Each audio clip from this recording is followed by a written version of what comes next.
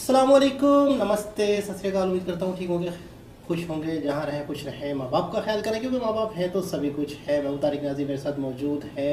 अस्सलाम वालेकुम, नमस्ते, सत श्री अकाल। मैं हूँ उरूज, मैं तो रोज़ ही आपको दिखती रहती हूँ। आज हमारे साथ आए हैं सर जी। तो सर जी अपना तारुफ करवाइए, लोग एक्साइटेड हैं आपका नाम जानने के लिए। अस्सलाम वालेकुम। मैं तारुफ बहरहाल इंसान को कराने से मैं समझता हूँ कि एक ऐसी पर्सनालिटी के तौर से आपको इंट्रोड्यूस करना कि लोग खुद कहें कि यार ये इनका नाम क्या है यार, ये इस तरीके से। तो मैं कोशिश करूँगा कि कुछ अपने एक्सपीरियंस से आपको जो है अपना तमाम चीज़ें जो है आपके और तमाम चीज़ें जो मेरे तजुर्बे के मुताबिक मेरे इल्म में वो आपके गोश गुजार कर सकते। अच्छा, सर का थोड़ा सा एक तारुफ करा दूँ मैं कि सिंगिंग का बहुत शौक है इनको, बहुत। और इन्होंने गाने गाए हैं, हम एक यूट्यूब चैनल पे डाल भी रहे हैं। अभी बिल्कुल बच्चा सा वो चैनल है, छोटा सा। तो आप अगर सर की आवाज़ सुनना चाहेंगे, सिंगिंग सुनना चाहेंगे, तो आप उस चैनल पे मुख्तलिफ गाने हैं वो मतलब देखेंगे। लेकिन आप इनको देखकर ये मत समझिएगा कि उस पर आपको गज़लें मिलेंगी। वो चैनल पर आप जितने भी 20 साल, 25 साल, 30 साल की लड़कियां लड़के हैं उस चैनल पर ज़रूर आएँ, आपके मतलब के गाने हैं वहाँ पर। तो सर उस बारे में थोड़ा सा बताएं, फिर वीडियो देखते हैं कि अच्छा, क्या म्यूज़िक क्या है। म्यूज़िक का जी, म्यूज़िक तो खैर मेरा बचपन से मेरे जिस्म में और बॉडी में घुसा हुआ है। मेरा ब्लड में जो है वो जब कोई गाने का म्यूज़िक होता है, और ख़ास तौर से इंडियन गाने का म्यूज़िक और तमाम चीज़ें जो है अदाकारी वगैरह, ज़ाहिर है बहुत सी चीज़ों में जहाँ ने इंडिया ने तरक्की की वहाँ पर एक फ़िल्म इंडस्ट्री भी एक दुनिया में उसका अपना नाम है। तो उस हिसाब से जो है जब उनके गाने सुनते हैं तो अंदर बॉडी में से बस खुद ब खुद जिस्म में करंट आ जाता है कि भाई, और वो मैं जब गाने गाता हूँ तो मेरे अंदर भी उसी तरह का करंट है। तो मैंने अपने चैनल का नाम ओल्ड बॉयज़ म्यूज़िक रखा है क्यों, लेकिन मैं गाने ओल्ड बॉय वाले नहीं गाता हूँ, मैं गाता हूँ यंग। और मेरे साथ जो है किसी गाने में बल्कि कई गानों में उरूज भी मेरे साथ हैं। तो समझ लें कि एक मैंने दूसरा वाला एंड जो है यंग जो है ख़ास तौर से लेडीज़ का उसमें वो किया है। तो मुझे उम्मीद है कि आप लोग देखेंगे और उससे अच्छा, महफूज होंगे। इस वीडियो में भी हम छोटा सा एक क्रोके लगा के थोड़ा सा एक ट्राई भी करेंगे और सर की आवाज़ भी आपको सुनाएंगे। और रोज भी अगर गाना चाहेंगे, इनके भी अंदर एक छुपा हुआ टैलेंट है लेकिन इन्हें पता ही नहीं है। सर बताएं, इनके अंदर भी एक टैलेंट है आवाज़ का लेकिन इन्हें अंदाज़ा नहीं है। तो तेरे सनम मर मिटेंगे हम, आ मेरी जिंदगी।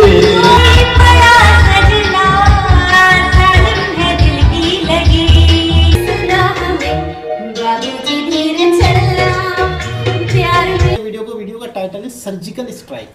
अच्छा, surgical strike by India on Pakistan. तो ये वो वाली सर्जिकल स्ट्राइक नहीं है, आर्मी वाली। अच्छा, ये मोहब्बत वाली सर्जिकल स्ट्राइक है। अच्छा अच्छा। तो देखते हैं किस तरह से इंडिया ने पाकिस्तान पे सर्जिकल स्ट्राइक की है, लव वाली। तो देखते हैं इस वीडियो को। आज मैं बात करूंगा सर्जिकल स्ट्राइक की, जो कि इंडिया ने पाकिस्तान के ऊपर की। यह सर्जिकल स्ट्राइक मिठी सिंध, जो कि कराची से 300 किलोमीटर दूर है, में रहने वाली अफशीन गुल, जो कि 13 साल की थी, उन पर की गई। इससे पहले मैं आगे बताऊं, मैं अफशीन गुल के बचपन के बारे में बताना चाहता हूं। अफशीन गुल जब पैदा हुई तो वो एक सीपी चाइल्ड थी। सीपी सेरिब्रल पाल्सी थी उनको, यानी आम लफ्जों में उनको दिमाग का फालिश था। उनके 7 बहन भाई थे, और जब वो 10 महीने की थी तो उनकी एक बहन ने जब उनको उठाया हुआ था तो गलती से उनके हाथ से अफशीन गुल गिर गई, जिसकी वजह से उनकी जो गर्दन थी उसमें चोट आई, और उसके बायस उनका जो सर था वो 90 डिग्री के एंगल पे मुड़ गया।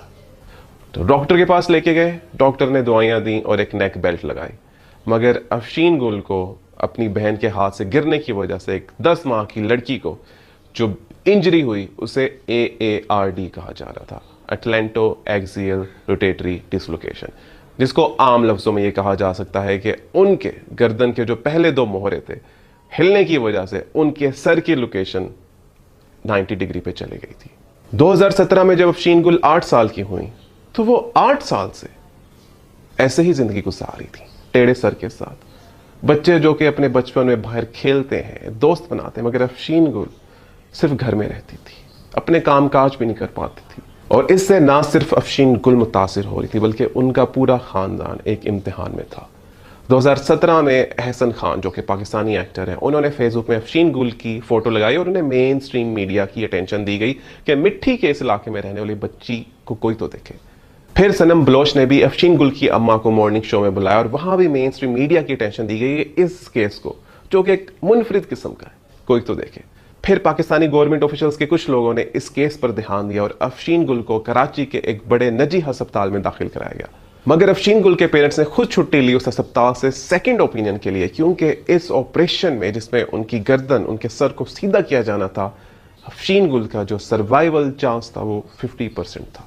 खैर, अफशीन गुल की फैमिली जब अपने ज़ाती मामलात पूरे करने के बाद दोबारा अस्पताल वापस आए तो कुछ रीजंस की वजह से बात आगे ना बन पाई और ऐसे अफशीन गुल अपनी टेढ़ी गर्दन, अपने टेढ़े सर के साथ ही दुनिया को और ज़िंदगी को देखती रही। फिर जब 2019 में अफशीन गुल 10 साल की हुई तो एक ब्रिटिश जर्नलिस्ट ने उनके ऊपर रिपोर्ट बनाई जहां उन्होंने हाईलाइट किया अफशीन गुल की मेडिकल कंडीशन को, साथ साथ उनकी फाइनेंशियल कंडीशन को। और फिर आई इंडिया की तरफ से सर्जिकल स्ट्राइक, जब ब्रिटिश जर्नलिस्ट ने अफशीन गुल का राब्ता न्यू दिल्ली में रहने वाले डॉक्टर कृष्णन के साथ करवाया।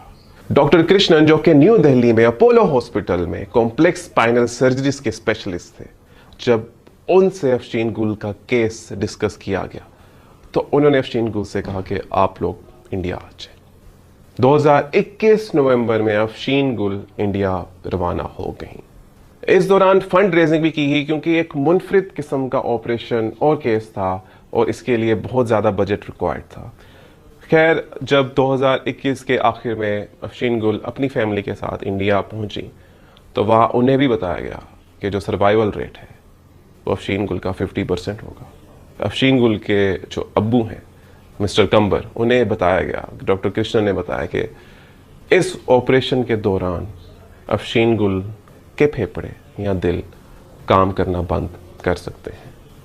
मगर डॉक्टर कृष्णन ने बहुत ही सेंसिटिव और काइंड अंदाज में उन्हें काउंसल किया, जिस पर इवेंचुअली मिस्टर कंबर मान गए कि ये ऑपरेशन किया जाए और इस बात को आगे बढ़ाया जाए।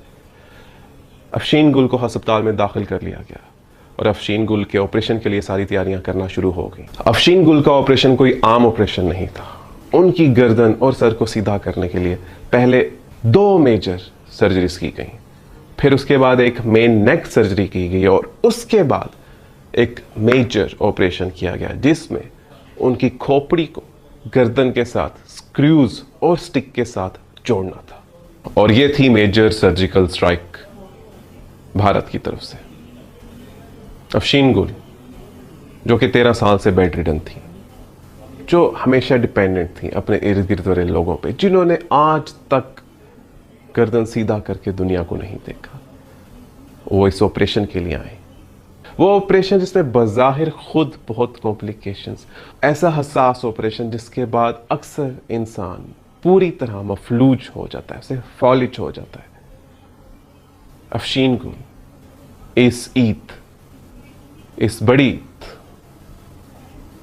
मुस्कुरा रही थी, अपना सर सीधा करके ईद मना रही थी, खुश होके। और ये मैं बताता चलूं कि जो सारा ऑपरेशन हुआ डॉक्टर कृष्णन ने फ्री ऑफ कॉस्ट किया, उन्होंने इस चीज के पैसे नहीं लिए। और ऐसी सर्जिकल स्ट्राइक, अगर ऐसी सर्जिकल स्ट्राइक्स दोनों ममालिक एक दूसरे पे करने लग गए तो आई वंडर क्या होगा। 4 महीने के बाद अफशीन गुल वापस मिट्टी सिंध पाकिस्तान आ चुके हैं और डॉक्टर कृष्णन स्काइप से अभी भी उनका फॉलो अप ले रहे हैं। और अफशीन गुल के अब्बू डॉक्टर कृष्णन को मसीहा कहते हैं। तो खुश रहें, खुश रखें, मुस्कुराते रहें अफशीन गुल की तरह, क्योंकि जिंदगी बहुत खूबसूरत है, बॉर्डर के इस पार भी और बॉर्डर के उस पार भी। अल्लाह हाफिज। Didn't really sell. She's still clear in my अच्छा, मैंने ये वीडियो कई दफ़ा देखी, पहले भी देखी, इस पर रिएक्शन दिया था जब किसी और के साथ था। तो कभी भी जो नए लोग आते हैं उनके साथ भी बैठ के ये वीडियोस अक्सर देखता हूँ ताकि पता चलता है कि यार दुनिया में क्या हो रहा है, इंसानियत क्या है। अच्छा, मैंने इन वीडियो से, इस तरह की वीडियो देख देख के ना, मैंने अपनी ज़िंदगी में बहुत तब्दीली महसूस की। تو یار یہی زندگی ہے کہ آپ لوگوں کے لیے کچھ کر جائیں. ہم نے آج ہیں کل پتہ نہیں ہیں نہیں ہیں, خوش رہیں جیسے آپ کہتی ہیں, خوش رہنا چاہیے. بس یہی ہے کہ خوشیاں بانٹیں, بندہ خوش رہے. تو آپ کیا کہنا چاہیں گے اس ویڈیو پہ؟ پھر سر سے بات کرتے ہیں. ہم نے تو یہ ویڈیو پہلے بھی دیکھی تھی اور میں تو بہت زیادہ پہلے تو میں رو پڑی تھی کیونکہ میں نے فرسٹ ٹائم دیکھی تھی کہ مطلب وہ ڈاکٹر اتنے, ان کا دیکھیں نا دل کتنا بڑا ہے اور انہوں نے فری آف کاسٹ اس کا اتنا بڑا آپریٹ کیا. وہ بھی 3 یا 4 میرے خیال سے آپریٹ ہوئے, اس کے پہلے 2 ہوئے, پھر میجر ہوا, پھر یہ. تو اتنا زیادہ اس میں خرچہ, اتنا زیادہ پیسہ لگ گیا ہوگا کہ ہماری سوچ ہے, مگر انہوں نے فری آف کاسٹ کیا. کیوں؟ ایک انسانیت کے ناطے. اور یہاں پہ صرف یہی ہوتا ہے کہ انڈیا ہمارا دشمن ہے, انڈیا ہمارا دشمن ہے. یار دشمن ہے تو وہ دیکھیں نا کیا کیا کر رہے ہیں ہم لوگوں کے لیے. یار اتنی سی چیزیں نا, یہ جو چیزیں تھیں نا, یہ کبھی فوکس نہیں کی جاتی.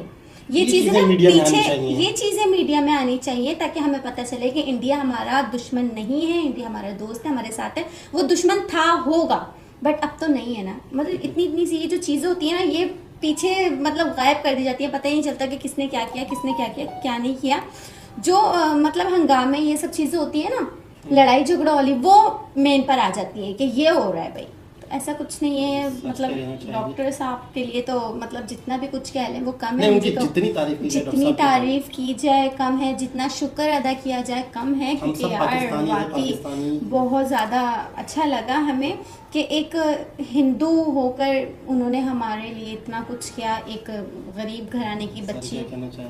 سر بتائیے کیا ڈاکٹر کرشنا کو پہلے ایز اے مسیحا میرا سلوٹ ہے, کیونکہ دیکھیں اصل میں انسانیت میں جو ہے یہ مذہب کا بیچ میں کانسیپٹ, یہ عروج نے ذکر کر لیا ہندو ہونا یہ, لیکن میں اس بات کے اتنا زیادہ نہیں ہوں کیونکہ انسان سب برابر ہے. یہ جو عقائد اور نظریات اور مذاہب جو ہے یہ سب کے اپنے انڈیویجول ہیں اور ہر ایک کو اس کا رائٹ ہے وہ جیسے چاہے عبادت کرے. لیکن سب سے بڑی انسانیت کی خدمت جو ڈاکٹر کرشنا نے کی ہے, یہ سمجھ لیں کہ آپ بہت سی چیزیں, وہ اس کا ٹریٹمنٹ ہونا وہ تو ایک الگ سی چیز, لیکن ایک ایسے پسماندہ ایریے کی لڑکی جو کبھی تصور نہیں کر سکتی تھی کہ میں اس طریقے سے اس کو وہاں سے پک کرنا اور اتنا بڑا اس پہ ڈیسیشن لینا اور اس کے بعد اس میں کامیابی.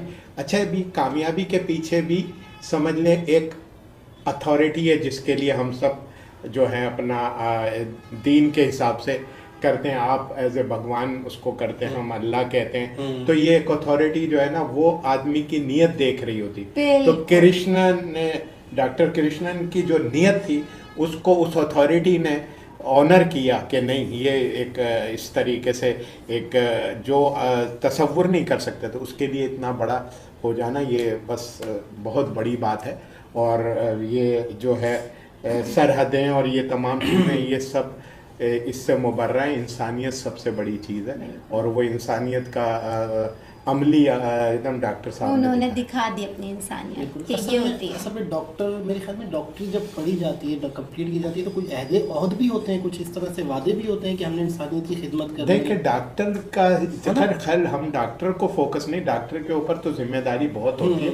اس کو اللہ تعالیٰ ایڈیشنل اس کے ہاتھ میں زندگی اور یعنی سمجھ لیں کہ اس کی اب ایک انسان ہے اس کے وہ ایک ایسے دورائے پہ کھڑا کے اسے بالکل زندگی بھر کے لیے مفلوج ہو جائے اور اس کو صحیح ہو جائے. تو ڈاکٹر کے اوپر جو اللہ تعالیٰ نے اس کی تعلیمات اور تمام چیزیں اس کو دیا ہے تو وہ ایک بہت بڑی ذمہ داری ہے. ویسے ذمہ داری سب پہ ہوتی ہے کیونکہ کوئی بھی اگر کسی ڈپارٹمنٹ میں بھی کام کر رہا ہے تو وہ اس کا ریسپانسیبل ہے, وہ ہر چیز اس میں آ جاتی ہے اس کی عبادت کے طور سے. اب یہ اور بات ہے کہ وہ عبادت کرنا چاہتا ہے یا اس کو اپنی مقصد کے لیے اور مطلب کے لیے یا فائدے کے لیے استعمال کرتا ہے. کہنے کا مطلب ایک ٹریفک پولیس والا بھی ہے تو وہ بھی ایک طرح سے اس کی خدمت کر رہا ہے, اور ایک این جی او والا ہے تو وہ تو ویسے ہی خدمت کر رہا ہے. وہ این جی او والے کا تو بہت ذمہ داری ہوتی ہے کیونکہ وہ این جی او اس مقصد کے لیے بناتا ہے کہ میں لوگوں کی فلاح بہبود کے لیے کام کروں.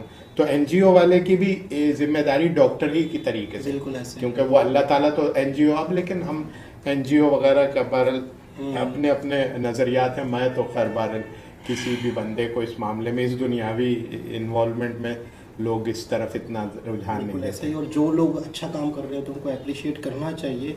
इस तरह की वीडियो से मोहब्बतें बढ़ती हैं, और लोगों के दिलों में अगर कोई नफरत है कि यार ये तो पॉलिटिक्स एक अलग चीज़ है, लेकिन लोगों के दरमियान में मुझे नहीं लगता कि कोई नफरत है। जैसे आपने अक्सर कहा कि लंदन में इंडियंस भी मिलते हैं, सिर्फ बांग्लादेशी भी मिलते हैं, सब वो वहाँ सब जाके साथ उठते बैठते वो हैं। जितनी मोहब्बतें मैं वहाँ ये आपस में देखता हूँ, वो शायद हमारे कंट्री में आपस में नहीं है। वहाँ हिंदू भी हैं, सिख भी हैं, वो जो है अंग्रेज भी हैं, पारसी भी हैं, सब साथ उठे किसी बैठ का रहे हैं, कोई खा नहीं, पी लेकिन रहे हैं। वो सिर्फ इनका सिस्टम है। उन्होंने कानून का जो है बहुत ज़्यादा इम्प्लीमेंटेशन ऑफ लॉ, इस चीज़ों की तरफ उनका फोकस ही नहीं बिल्कुल है। ऐसा। तो ये इसमें बहरहाल इंसानियत को प्रायोरिटी जो देता है मुल्क, वो दुनिया में कामयाब भी करता है, और लोग उसकी तरफ भी जाते हैं। उनका रुझान भी यही होता है कि यार वहाँ जाके हम अपने आप को सिक्योर समझेंगे। तो इस वीडियो के नीचे सर के चैनल का लिंक भी होगा, तो आप ज़रूर जाएं और कमेंट भी करें कि आपको सर की आवाज़ कैसी लगी,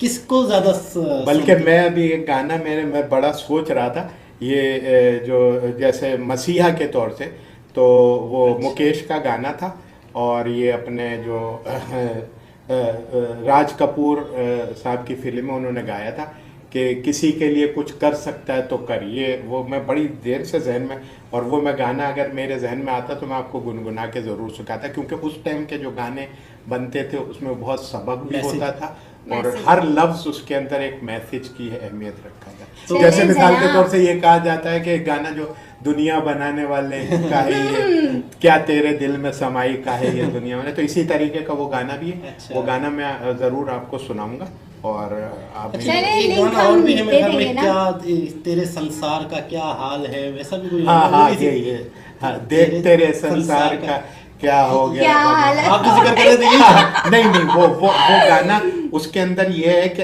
अगर तू किसी के लिए कुछ कर सकता है तो वो कर। वो अच्छा। बहुत अच्छा गाना, बहुत खूबसूरत गाना, वो मैं चले जरूर सुनाऊंगा। डॉक्टर साहब को फिर से एक बार सल्यूट, और बहुत शुक्रिया इनको जल्दी है, इनको बड़ा दूर जाना है। नहीं, तो नहीं, ये है कि ऐसा सर कुछ हमारे नहीं। साथ, आप कमेंट के जरिए से बताएं कि सर को पकड़ के लाना है दोबारा। बिल्कुल बिल्कुल बिल्कुल, और कमेंट्स बहुत कुछ सीखने को कीजिएगा। मिलता है, जिन लोगों की ज़िंदगी के एक्सपीरियंस ज़्यादा होते हैं बहुत कुछ समझने को मिलता है, और इंसान अपनी लाइफ को बेहतर कर सकता है। तो बहुत ज़बरदस्त वीडियो थी, दोबारा किसी और वीडियो के साथ आपसे मुलाकात होती है, जब तक के लिए अल्लाह हाफ़िज़।